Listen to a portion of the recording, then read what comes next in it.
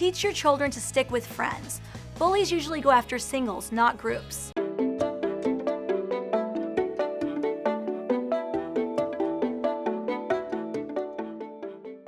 Hi, I'm Dr. Altman with tips to put a stop to bullying. 40 to 80% of kids say they've been bullied.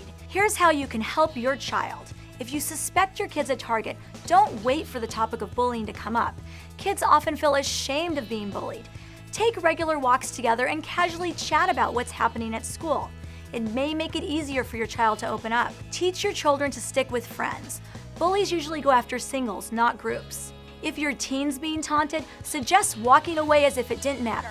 Bullies crave over-the-top reactions. Sign your child up for a martial arts class, as much as for the confidence and exercise as the self-defense. Bullies are less drawn to people who project strength.